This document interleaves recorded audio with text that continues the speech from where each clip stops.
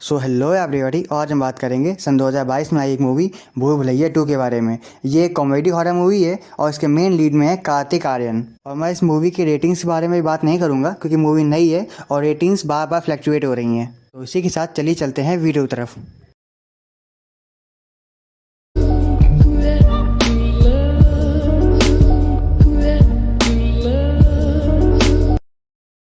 सो movie के starting में हम ये देखते हैं कि एक आत्मा एक औरत को काफ़ी परेशान कर रही होती है और तभी वहाँ पे एक बाबा आ जाता है जो उस आत्मा को भैरव कवच लगा के एक दरवाजे के अंदर बंद कर देता है। और अब कहानी 18 साल बाद शिफ्ट होती है जहाँ पे ठाकुर साहब की बेटी रीत अपने घर से भाग रही होती है क्योंकि ठाकुर साहब ने बिना उसकी मर्जी जाने उसकी शादी किसी और के साथ तय कर दी होती है। और फिर घर से भाग के रीत को अपना हीरो रोहन मिल जाता है और फिर पता नहीं कैसे दोनों बीच में प्यार हो जाता है। और फिर ये दोनों घूमने में इतने ज़्यादा बिजी हो जाते हैं कि ये दोनों अपनी बस ही मिस कर देते हैं।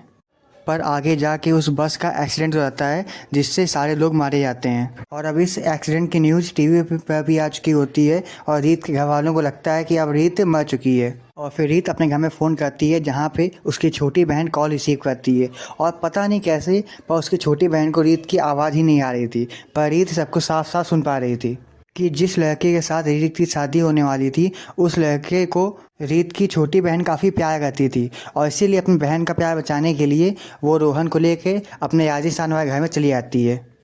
और ये वही घर होता है जहाँ मूवी की स्टार्टिंग वाले सीन में उस बाबा ने उस आत्मा को कैद किया होता है। घर में आते ही यहाँ पे पैरानॉर्मल चीज़ें स्टार्ट हो जाती है जैसे दरवाज़ों का अपने आप खुलना, लाइट्स का अपने आप जलना और भी बहुत कुछ। और यहाँ पे रोहन को काफ़ी डर लगने लगता है पर हम देख पाते हैं कि रीत को उससे कुछ भी फ़र्क नहीं पड़ता है। पर यहाँ पे ये सब छोटे पंडित देख लेते हैं और सब कुछ जाके ठाकुर साहब को बता देते हैं कि किसी ने उस महल का गेट खोल दिया है। और ये सुन के ठाकुर साहब काफ़ी सारे लोगों को लेके उसी महल में आ जाते हैं। इतने सारे लोगों को देख के रीत काफ़ी डर जाती है, वहीं पे छुप जाती है। पर रोहन वहाँ पे सारा मैटर संभाल लेता है। वो सबको बताता है कि वो एक पैरानॉर्मल इन्वेस्टिगेटर है जो कि आत्माओं से बात कर सकता है और उसे यहाँ पे रीत की आत्मा ने बुलाया है, जिसकी आखिरी इच्छा ये है कि आप सभी मिल के इसी घर में रहें, जिस पे ठाकुर साहब मान जाते हैं।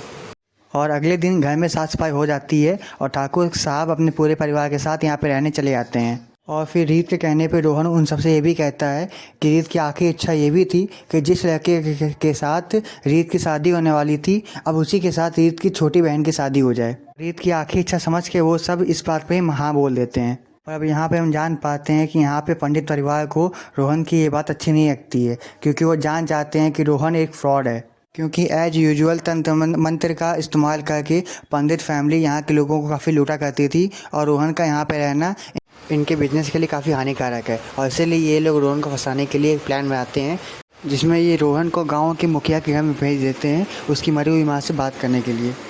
पर यहाँ रोहन का अलग काम कर जाता है और उसे मुखिया की माँ के द्वारा छुपाया हुआ खजाना मिल जाता है और वहीं से गांव के सारे लोग रोहन को रूह बाबा के नाम से जाने लगते हैं। और अब उसी रात रोहन और ठाकुर साहब ज़्यादा पी लेते हैं और जिस कमरे में मंजुलिका कैद होती है उसी कमरे को खोलने के लिए चले जाते हैं। और तभी वहाँ पे रीत की भाभी मंजुलिका आके उन्हें रोकती है। और अब यहाँ पे हमें कहानी का असली प्लॉट पता चलता है। असल में मंजुलिका और अंजुलिका दोनों सगी बहनें होती हैं जो कि अपने बाबा के साथ में इस महल में संगीत सिखाने आई होती हैं। अंजुलिका संगीत और नृत्य में काफ़ी अच्छी होती है और इसीलिए उसके बाबा अंजुलिका से ज़्यादा प्यार करते हैं और इसीलिए जलन के मारे मंजुलिका काली विद्या सीखना स्टार्ट कर देती है। और अब ये दोनों बहनें बड़ी हो जाती हैं।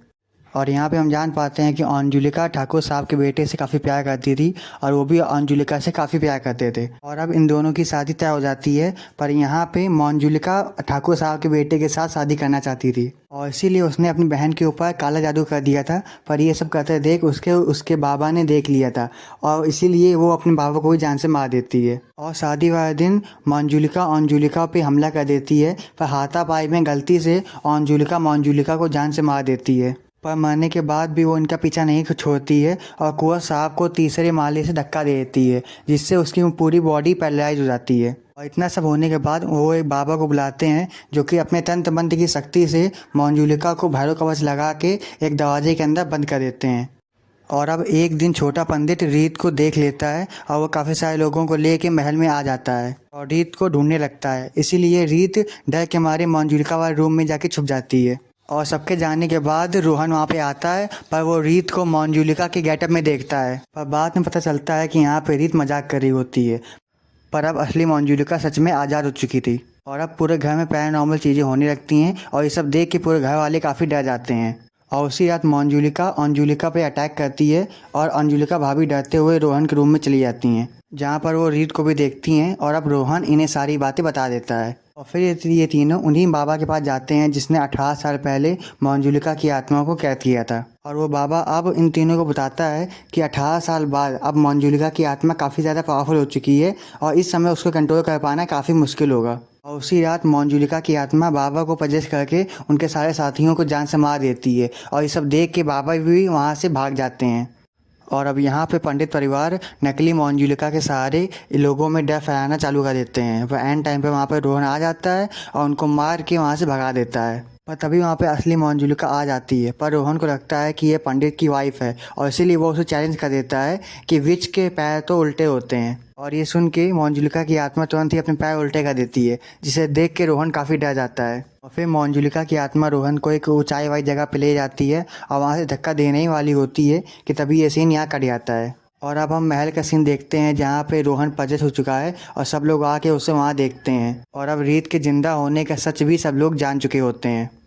और अब रोहन पजेशन की हालत में अंजुलिका भाभी से कहता है कि वो उन्हें जान से मार देगा, पर अंजुलिका भाभी कहती हैं कि वो दोबारा से उन्हीं बाबा को बुलाएंगी और मंजुलिका की आत्मा को दोबारा से कैद कर देंगी। और तभी उस बाबा की लाश छत से गिरती है, मतलब अब मंजुलिका ने उस बाबा को भी जान से मार दिया होता है। और अब पजेस हुआ रोहन अंजुलिका भाभी को मारने के लिए आगे बढ़ता है, पर तभी अंजुलिका भाभी चाकू की नोक पे रीत को पकड़ लेती हैं। और अब यहाँ खुलते हैं सारे राज। असल में जो यहाँ पे रीत की भाभी बनी हुई है पिछले 18 सालों से, वो अंजुलिका नहीं बल्कि मंजुलिका थी।